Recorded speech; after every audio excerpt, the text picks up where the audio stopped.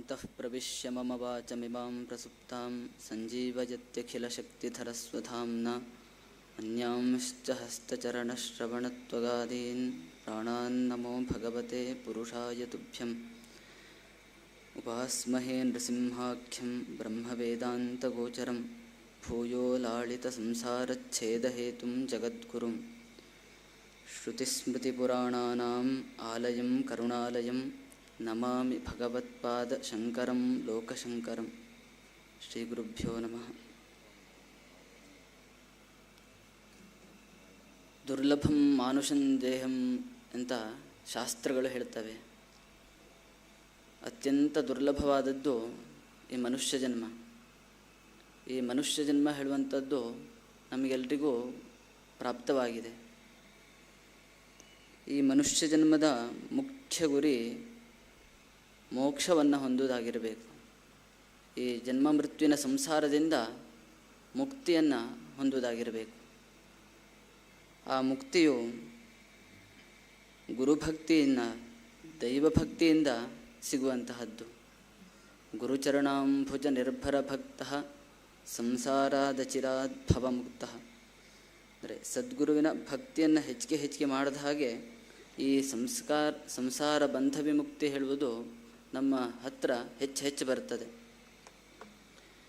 ಈ ದೃಢಭಕ್ತಿಯಿಂದ ಪ್ರಾಪ್ತವಾಗುವಂತಹ ಅನುಗ್ರಹ ಮಾತಿನಿಂದ ವರ್ಣಿಸಲಿಕ್ಕೆ ಸಾಧ್ಯ ಇಲ್ಲ. ಅನೇಕ ಜನ್ಮ ಸಂಪ್ರಾಪ್ತ ಕರ್ಮೇಂಧನ ವಿದಾಹಿನೆ ಜ್ಞಾನಾನಲ ಪ್ರಭಾವೇಣ ತಸ್ಮೈ ಶ್ರೀ ಗುರವೇ ನಮಃ. ಅಂದರೆ ಹೇಗೆ ಕಟ್ಟಿಗೆಯು ಅಗ್ನಿಯನ್ನು ಸುಡುತ್ತದೆಯೋ ಹಾಗೆ ನಾವು ಅನೇಕ ಜನ್ಮಗಳಿಂದ ಮಾಡಿಕೊಂಡು ಬಂದಂತಹ ಕರ್ಮಗಳ ರಾಶಿಯನ್ನು ಸದ್ಗುರುವಿನ ಅನುಗ್ರಹದಿಂದ ಪ್ರಾಪ್ತವಾದ ಆತ್ಮಜ್ಞಾನವೆಂಬ ಅಗ್ನಿಯು ಸುಟ್ಟು ನಾಶ ಮಾಡುತ್ತದೆ. ಗುರು ಸಂತೋಷಣಾ ದೇವ ಮುಕ್ತೋ ಭವತಿ ಪಾರ್ವತಿ ಎಂಬುದಾಗಿ ಗುರುಗೀತೆಯಲ್ಲಿ ಹೇಳಿದ್ದಾರೆ.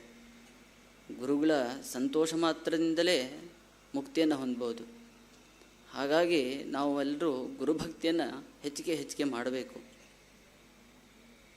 ಒಬ್ಬ ಶಿಷ್ಯ ಗುರು ಹಾಗೂ ಭಗವಂತನಲ್ಲಿ ಹೇಗೆ ಅವನ ದರ್ಶನಕ್ಕಾಗಿ ವ್ಯಾಕುಲನಾಗಿರಬೇಕು ಅಂದರೆ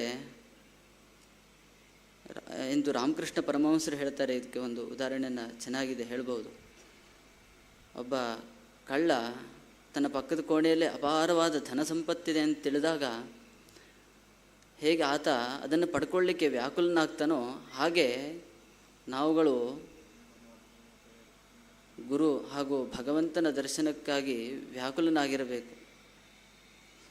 ಆ ವ್ಯಾಕುಲತೆ ಹೇಳೋದು ಸುಮ್ಮನೆ ಬರುವುದಿಲ್ಲ. ಗುರುಗಳಲ್ಲಿ ಹಾಗೂ ದೇವರಲ್ಲಿ ಅತ್ಯಂತ ಶ್ರದ್ಧೆ ಭಕ್ತಿಯಿಂದ ಪ್ರತಿನಿತ್ಯವೂ ಆತನ ಸ್ಮರಣೆ ಉಪಾಸನೆಗಳನ್ನು ಮಾಡಿದಾಗ ಬರುವಂತಹದ್ದು. ಈ ವ್ಯಾಕುಲತೆ ಮೇಧಾವಿತನದಿಂದಾಗಲಿ ಅಥವಾ ಬುದ್ಧಿವಂತಿಕೆಯಿಂದಾಗಲಿ ಬರುವುದೇ ಇಲ್ಲ. ಈ ವ್ಯಾಕುಲತೆ ಶ್ರಮದಮಾದಿ ಸಾಧನೆಗಳಿಂದ ಬರುವಂತಹದ್ದು. ಆ ಭಗವಂತ ಹಾಗೂ ಆ ಈಶ್ವರಿಯ ಕೃಪೆಯಿಂದ ಇವತ್ತು ಸದ್ಗುರುಗಳ ಅನುಗ್ರಹ ನನ್ನ ಮೇಲೆ ಆಗಿ ನನ್ನ ಜನ್ಮ ಸಾರ್ಥಕವಾಗಿದೆ. ಆ ಭಗವಂತನಿಂದಲೇ ಆರಂಭಗೊಂಡಂತಹ ಶ್ರೀ ಶಂಕರ ಭಗವತ್ಪಾದಾಚಾರ್ಯರಿಂದ ಪುನರುಜ್ಜೀವಿತಗೊಂಡಂತಹ ಪರಂಪರೆಗೆ ಒಂದು ಅದ್ಭುತವಾದ ಶಕ್ತಿ ಇರುತ್ತದೆ. ಅಂತಹ ಪರಂಪರೆಯಲ್ಲಿ ಬಂದಂತಹ ಪರಮಪೂಜ್ಯ ಗುರುಗಳು ಇವತ್ತು ನನಗೆ ಸನ್ಯಾಸ ದೀಕ್ಷೆಯನ್ನು ನೀಡಿ ನನ್ನನ್ನು ಉದ್ಧರಿಸಿದ್ದಾರೆ. ಈ ಜನ್ಮ ಮೃತ್ಯುವಿನ ಸಂಸಾರದಿಂದ ಬಿಡುಗಡೆ ಹೊಂದಲು ಒಂದು ಮಾರ್ಗವನ್ನು ತೋರಿಸ್ಕೊಟ್ಟಿದ್ದಾರೆ. ನನ್ನ ಜನ್ಮ ಸಾರ್ಥಕವಾಗಿದೆ ಅಂತ ನಾನು ಹೇಳಬಯಸ್ತೇನೆ. ಸುಮಾರು 4 ತಿಂಗಳ ಹಿಂದಿನ ಮಾತು. ನನಗೆ ಹೇಳಲಿಕ್ಕೆ ಬೇಸರ ಆಗ್ತದೆ. ಆದರೂ ಗುರುಗಳು ನನ್ನನ್ನು ಕರೆದು ನಿನ್ನನ್ನು ನಮ್ಮ ಮುಂದಿನ ಉತ್ತರಾಧಿಕಾರಿಗಳನ್ನಾಗಿ ಸ್ವೀಕಾರ ಮಾಡಬೇಕು, ಶಿಷ್ಯನನ್ನಾಗಿ ಸ್ವೀಕಾರ ಮಾಡಬೇಕು ಅಂತಿದ್ದೇವೆ ಅಂತ ಹೇಳಿದ್ರು. ನಿನಗೆ ಒಪ್ಪಿಗೆ ಇದೆಯಾ ಅಂತ ಕೇಳಿದ್ರು. ಆಗ ನಾನು ಇಲ್ಲ ಗುರುಗಳೇ, ನಾನು ನಿಮ್ಮ ಹತ್ರನೇ ಸನ್ಯಾಸವನ್ನು ತಗೊಳ್ಬೇಕು ಅಂತಿದ್ದೇನೆ. ಆದರೆ ನನಗೆ ಪೀಠಾಧಿಪತಿ ಆಗಲಿಕ್ಕೆ ಇಚ್ಛೆ ಇಲ್ಲ ಅಂತ ಹೇಳಿದೆ. ಅಂದರೆ ಮೊದಲನೇ ಸರಿ ನಾನು ಅವ್ರ ಮಾತಿಗೆ ಇಲ್ಲ ಅಂತ ಹೇಳಿದ್ದು. ದುಃಖ ಆಗ್ತದೆ.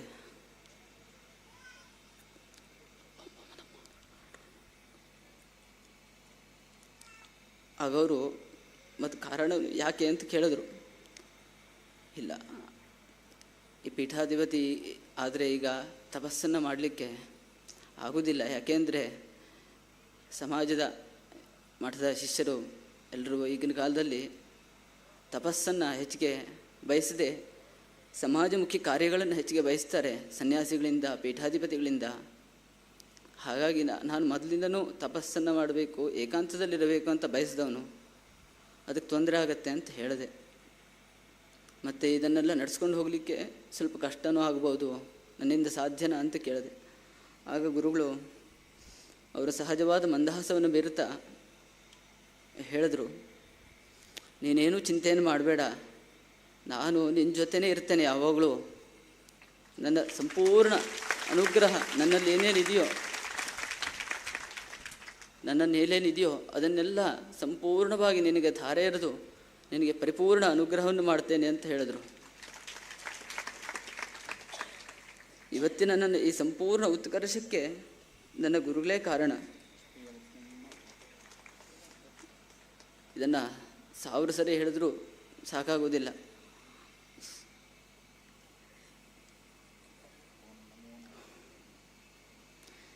ಒಬ್ಬ ಸನ್ಯಾಸಿಯು ಸನ್ಯಾಸಾಶ್ರಮದ ಧರ್ಮಪಾಲನೆಗೆ ಮೊದಲ ಆದ್ಯತೆಯನ್ನು ಕೊಡಬೇಕು.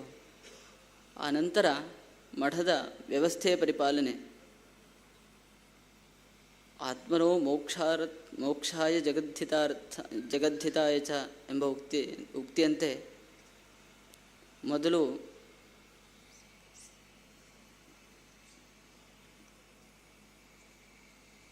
ಸನ್ಯಾಸಾಶ್ರಮದ ಮೂಲ ಉದ್ದೇಶ